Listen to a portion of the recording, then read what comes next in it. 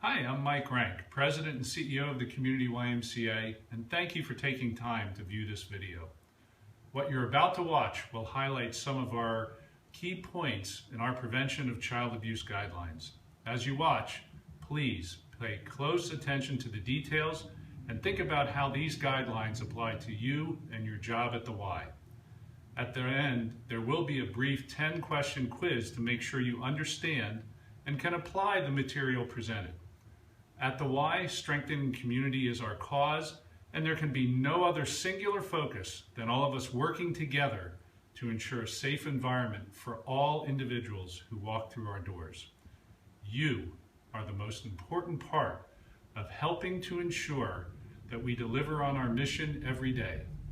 Thank you for your time and energy and commitment to our community and to the YMCA. Your efforts will never be forgotten. Hi, I'm MJ Gilbert, the Association Program Specialist at the Community Y of Eastern Delaware County. We've developed the Prevention of Child Abuse Guidelines to help serve our community in a safe and nurturing environment for all children.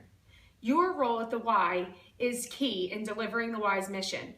We ask that you demonstrate the 4 core values of caring, honesty, respect, and responsibility in all that you do. Our organization's physical contact policy promotes a positive, nurturing environment while protecting youth and staff. We encourage appropriate physical contact with youth and prohibit inappropriate displays of physical contact. Appropriate physical interactions include side hugs, shoulder-to-shoulder or temple hugs, pat on the shoulder or back, handshakes, high fives and hand slapping, verbal praise, pats on the head when culturally appropriate, touching hands, shoulders, and arms around shoulders, or holding hands with young children in escorting situations. Any inappropriate physical contact by staff or volunteers towards youth in the organization's program will result in disciplinary action, up to and including termination of employment. Examples of inappropriate physical interaction include full frontal hugs, kisses, showing affection in isolated area, lap sitting, wrestling, piggyback rides, tickling, allowing youth to cling to an employee or volunteer's legs, any type of massage given by or to a youth, any form of affection that is unwanted by the youth or the staff or volunteer, compliments relating to physique or body development, and touching the bottom, chest, or genital area. Your role as a leader at the YMCA is to cultivate relationships and be a role model for YMCA children. This provides an opportunity to help build self-esteem and also become a trusted adult in their lives. Some of the interactions with children will need to take place in a one-on-one situation, but you must be cautious in doing so. When communicating with children in a one-on-one situation, you must remember the following 3 things. Do so in a public or group space so others can see, not necessarily hear, what you're saying. Avoid physical interaction that may be misinterpreted. And inform other staff members when you find yourself in a one-on-one situation to make sure that you can be observed and someone is aware of your interactions. Any private electronic communication between staff and youths, including the use of social networking websites, is prohibited. All communication between staff and youth must be transparent.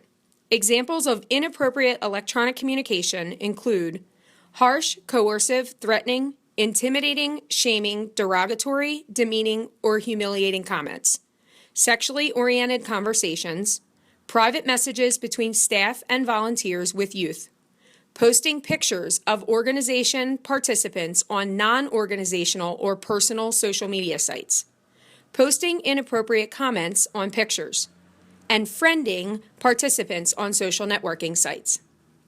In addition, while assigned to work with youths, staff are not permitted to use electronic communication except during approved breaks and emergency situations.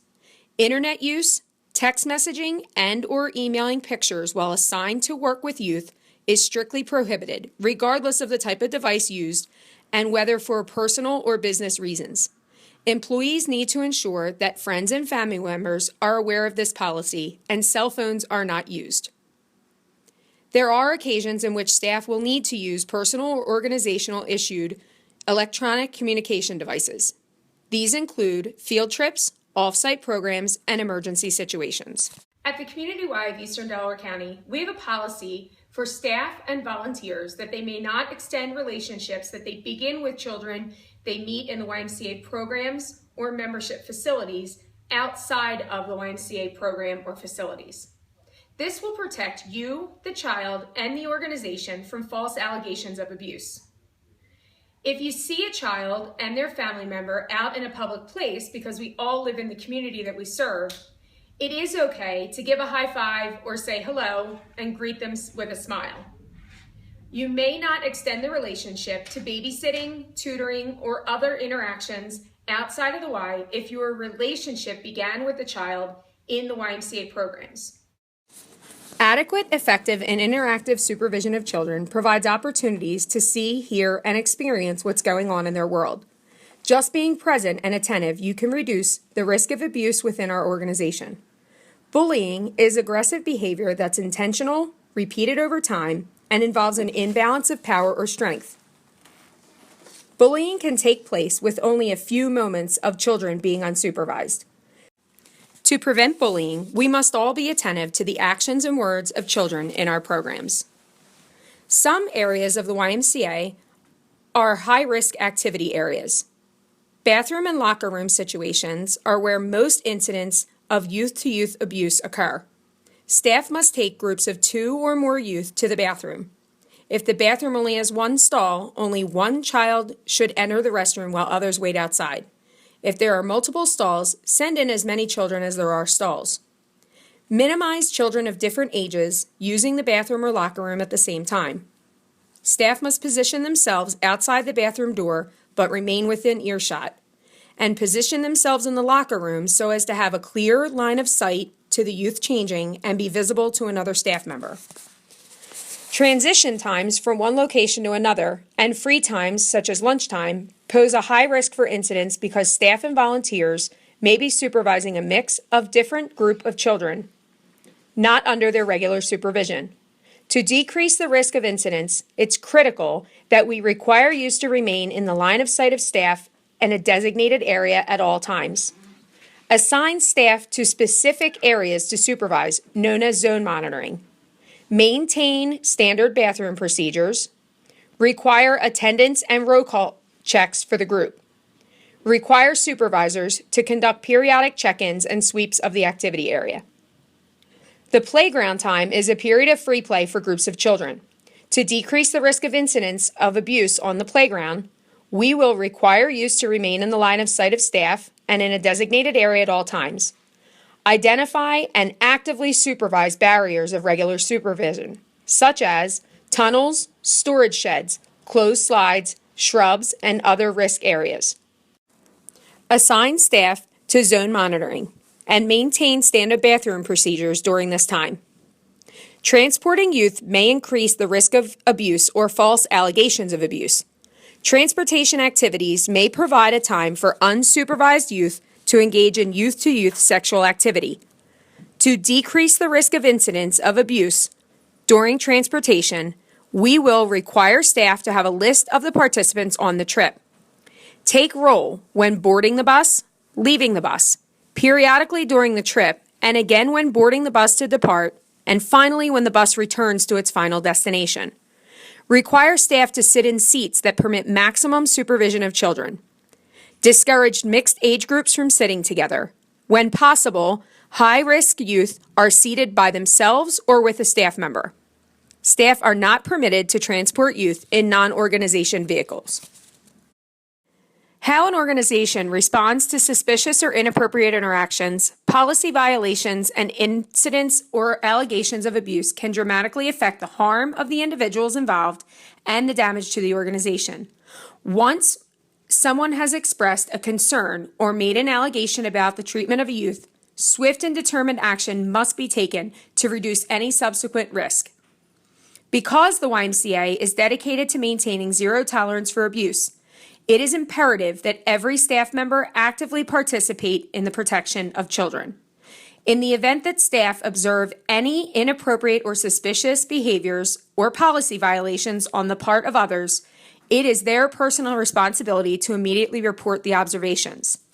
Some examples of suspicious or inappropriate behaviors or policy or boundary violations between staff and youth include violation of the abuse prevention policies, seeking private one-on-one time with youth, buying gifts or individuals for them, making suggestive comments, and picking favorites.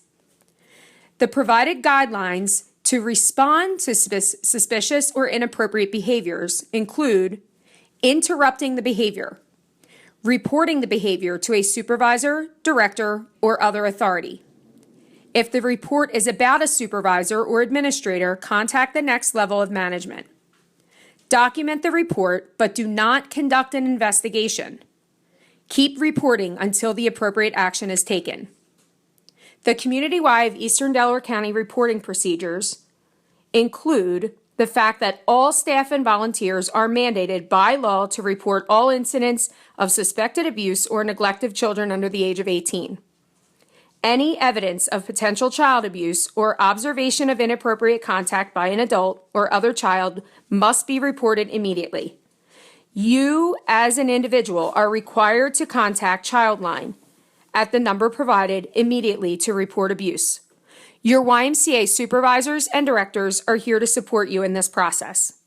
You must also contact your supervisor or a YMCA director immediately to report and document the case.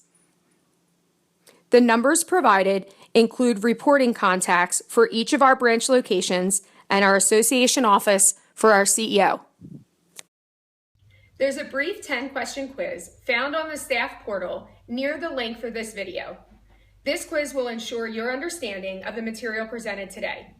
Thank you for your energy and commitment to youth development, healthy living, and social responsibility.